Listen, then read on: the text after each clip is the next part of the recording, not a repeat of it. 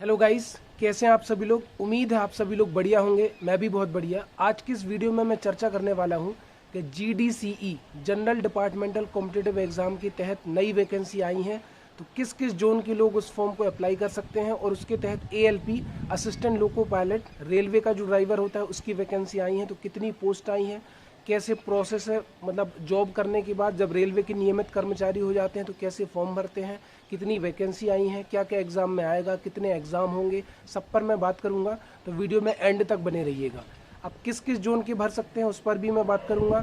भले ही आपके जोन के लिए फॉर्म ना हो, लेकिन प्रोसेस क्या है उसको ध्यान से समझ लो। मैं बहुत ही आसान भाषा में आपको समझाने की कोशिश करूंगा।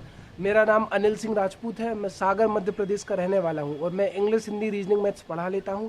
मैं पिछले 8 साल से कॉम्पिटिटिव एग्जाम की तैयारी करवा रहा हूं। फिलहाल मैं इंडियन रेलवे में काम करता हूं।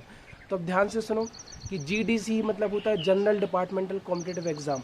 जो रेलवे के नियमित कर्मचारी होते हैं उनके लिए डिपार्टमेंटल एग्जाम जीडीसी के तहत होता है, जो कि आरआरसी रेलवे रिक्रूटमेंट सेल करवाता है। तो डब्ल्यूसीआर वेस्ट सेंट्रल रेलवे पश्चिम मध्य रेलवे के तहत जीडीसी की वैकेंसी आरआरसी जबलपुर ने निकाली है ना। उसमें 279 एएलपी की पोस्ट आई हैं, असिस्टेंट लोको पायलट। तो असिस्टेंट लोको पायलट लेवल 2 की पोस्ट है ना, 7th पे के अनुसार लेवल 2 की पोस्ट है। उसका इनिशियल पे है 19,900।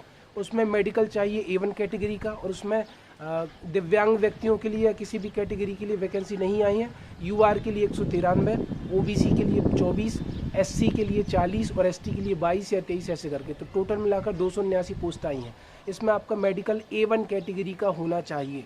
तो ध्यान दो कि अगर आपको मान के चलो ग्रुप डी के मेडिकल में A2 मिला है, A3 मिला है, B1 मिला है ना, और आपका मेडिकल इससे अच्छा है, वहाँ पर आपको नहीं मिला क्योंकि आप डर गए थे या किसी भी रीजन की वजह से, तो जीडीसी में आपका फिर से मेडिकल होगा। अगर आपको चश्मा नहीं लगा है, किसी प्रकार की दिक्कत नहीं है, तो आपको A1 मेडिकल मिल जाएगा, वहाँ पर आपका हो जाएगा।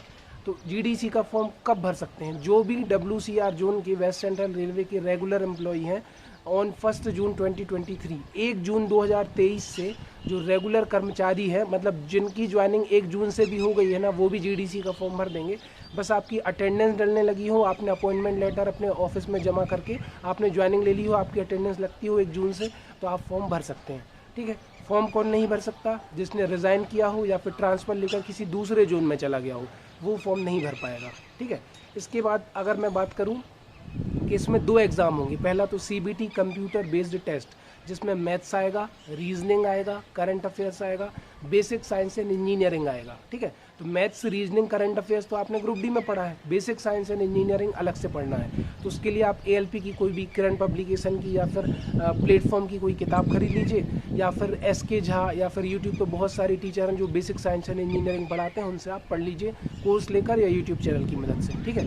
तो अब ये एग्ज़ाम कब होगा? इसके पहले जीडीसी का एक एग्ज़ाम और निकला है, जिसमें स्टेशन मास्टर और ऑफिस क्लर्क वगैरह की पोस्ट निकली हैं। पहले उसका एग्ज़ाम होगा, उसके बाद इसका एग्ज़ाम होगा, तो 3-4 महीने तो लग सकते हैं। तो बढ़िया बिंदास तरीके से आप पढ़िए।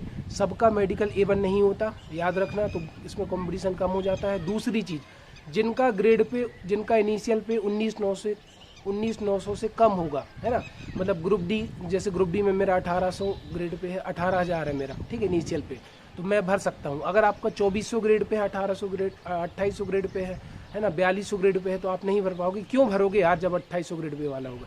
तो ज़्यादा ग्रेड पे वाले भी नहीं भर सकते, बराबर वाले भी नहीं भर सकते, कम होना चाहिए ग्रेड पे, तभी आप भर पाओगे। ठीक। अब आपका पहला राउंड क्लियर हो जाएगा, तो दूसरे राउंड में आपका CBAT होगा, कंप्यूटर बेस्ड एप्टीट्यूड टेस्ट, जिसको आसान भाषा में साइको कहते हैं। उसमें 8 गुना बच्चे बुलाए जाएंगे कैटेगरी के हिसाब से। जैसे यूआर के 193 कैंडिडेट हैं, तो 193 का 8 गुना कर लीजिए, है ना। एससी के 40 हैं, तो 40 का 8 गुना कर लीजिए, 320, इस तरीके से। तो इसमें 8 गुना बुलाएंगे। इसके बाद देखो 7 जून को इसका ऑफिशियल वेबसाइट पर आया, नोटिस आया, नोटिफिकेशन आया। 10 जून से फॉर्म भरे जाएंगे, 30 जून लास्ट डेट है। तो 30 जून के पहले पहले आप अपने ऑफिस में जाके पीएफ नंबर, जिसको एम्प्लॉय नंबर भी बोलते हैं, 11 डिजिट का होता है, 11 या 12 अंकों का, उसको आप ले लीजिए अपने ऑफिस से जाके, वो आपको उसमें भरना होगा। मैं भी पहली बार जीडीसी का फॉर्म भर रहा हूँ, तो 2-4 दिन में मैं भर लूँगा, तो पूरी प्रोसेस भी आपको बता दूंगा कैसे कैसे मैंने फॉर्म भरा है। ठीक है। तो बहुत अच्छी अपॉर्चुनिटी है, आप पढ़ते रहिए। भले आपका मेडिकल कुछ भी हो, अगर आपने फॉर्म भर दिया ना, तो ये मान के चलो कि आपको पढ़ने का एक अवसर मिलेगा, आप पढ़ेंगे बिना फॉर्म के, क्योंकि जॉब के बाद तैयारी नहीं होती है। इसके बाद अगर कुछ छूटता है तो देखो 2 स्टेज में एग्ज़ाम होगा, CBT CBAT।